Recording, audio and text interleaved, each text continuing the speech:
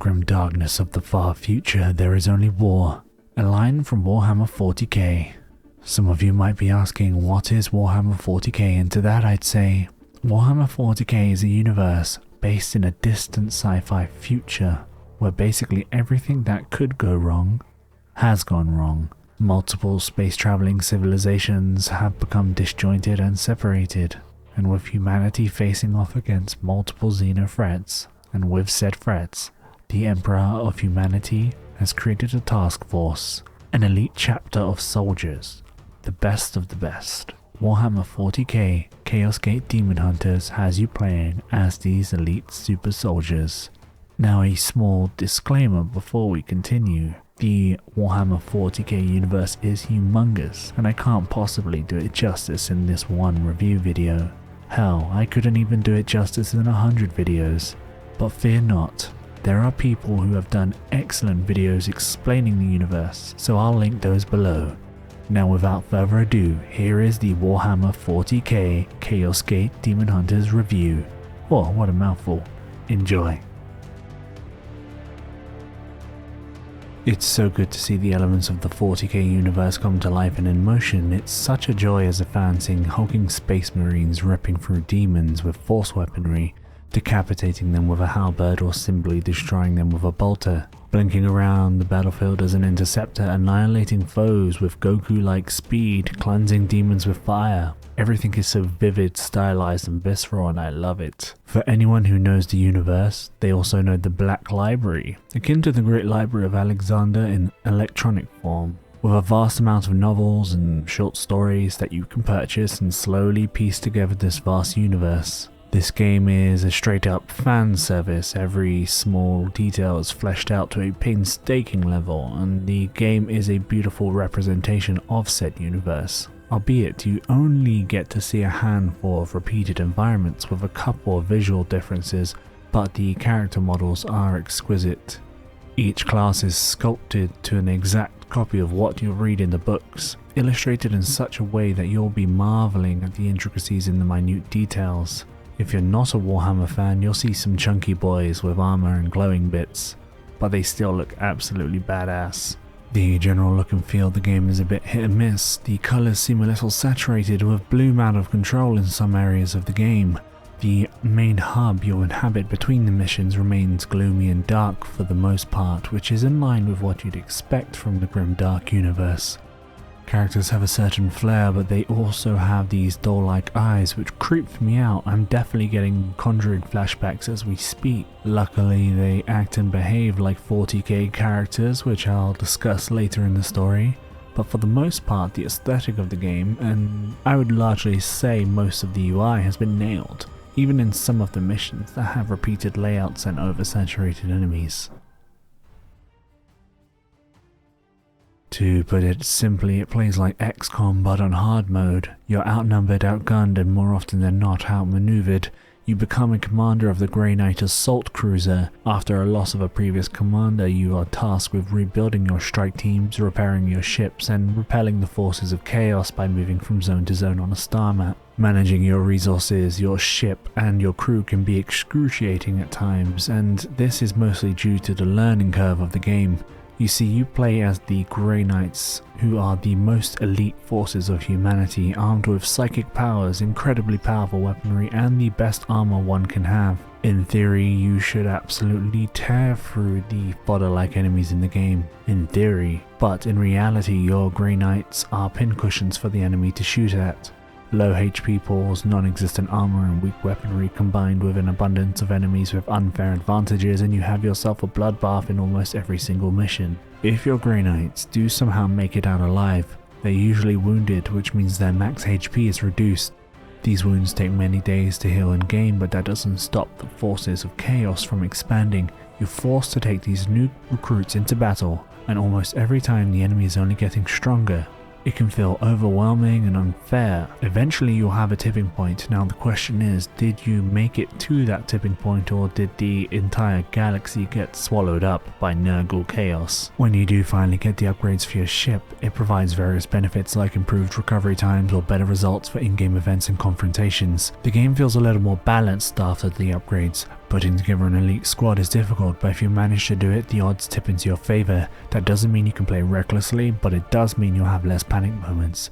There's been controversy with how the game represents Grey Knights, and as I mentioned before, these are the best of the best, and described in the lore as unkillable juggernauts. This has rubbed some of the fans the wrong way, as they feel like the Grey Knights are far too weak in game. Not only that, but the enemies seem to know who the Grey Knights are, which is a bit weird considering this is the most secret organization in the Imperium. There are certainly some points of contention, and I can see where the fans are coming from, but other than that, the gameplay is solid, it's smooth, and requires a keen mind, otherwise you'll quickly find yourself starting at square one once again.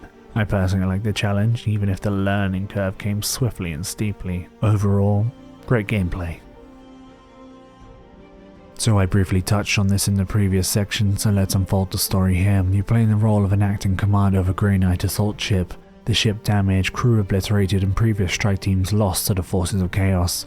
It's your job to help the ship, crew, and soldiers recover. The narrative begins to present itself when the forces of chaos begin to stir, acting against you. Suddenly you're contacted by an Inquisitor, and for those of you who don't know how the Inquisitor acts, they follow a similar structure to the CIA, except much more secretive, much more brutal, and often stamping out corruption wherever they find them, even if there's so much as sneeze in the wrong direction. They operate above the Grey Knights in hierarchy of the Imperium of Man, and the Grey Knights are not strictly part of the hierarchy, but they can still be maneuvered by the Inquisition. The Grey Knights, after all, are the hammer of the Emperor. Much of the power dynamics flow between the Inquisitor, the Advisor-in-Chief, and the Adeptus Mechanicus, who essentially is the chief engineer of the ship. These characters have dialogue options attached to them, which can be explored thoroughly to discover more about them and what they think of the other characters.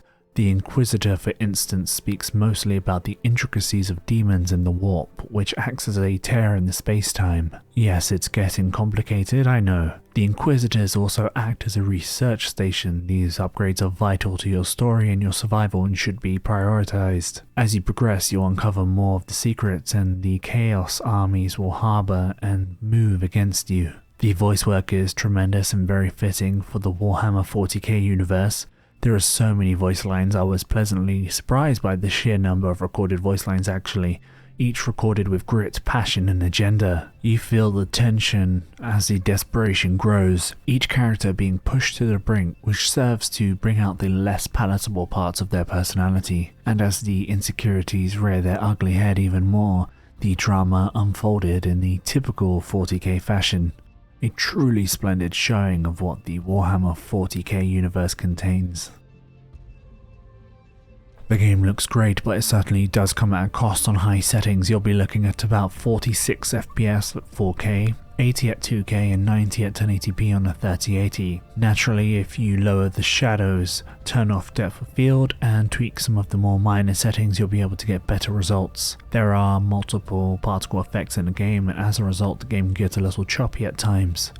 Especially if you've been running the game for a while and haven't flushed out your RAM by restarting the game. Other than that though, I personally didn't experience any crashes. I'm aware that most of the bugs that existed have now been addressed in the latest patch. Overall, the game runs quite well. It does take a bit of adjusting in the settings, but once you get a stable experience, you'll be in for a good ride.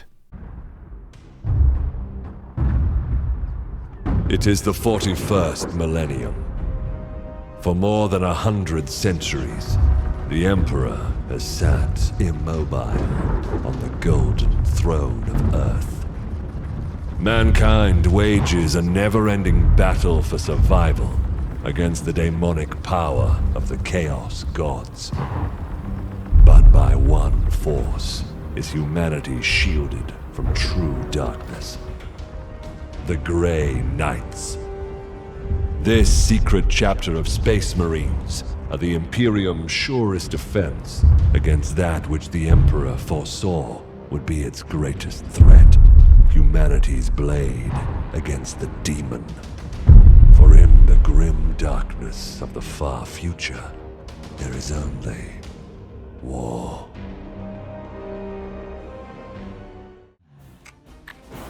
Such an ungrateful tone wends its way from above. This one, I sense, despises my loyal flock unfairly. It can bring to bear hordes of those vile nerdlings.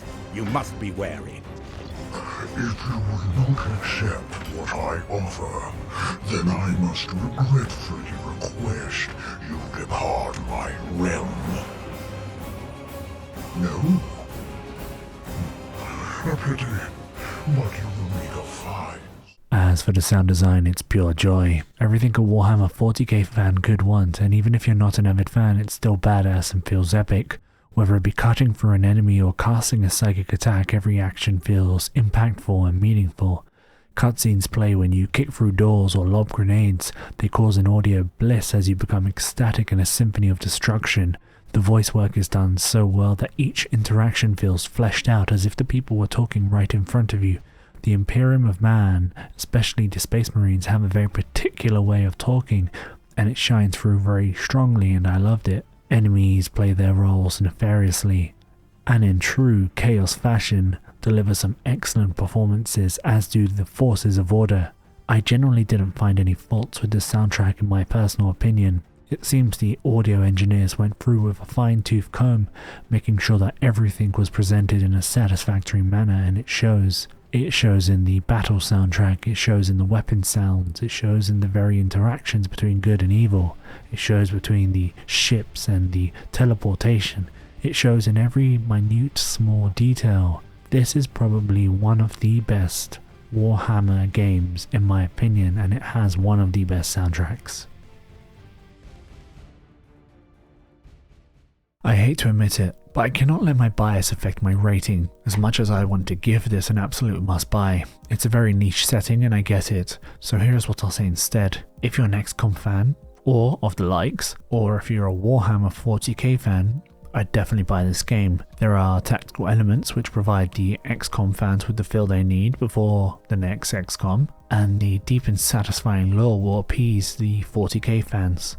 If you're not a fan, however, I'd recommend trying to find this on a discount or maybe even renting it. The genre along with the universe can be very daunting. Make no mistake, this is a great game, but if you're unsure, you'll likely stay unsure after you buy it.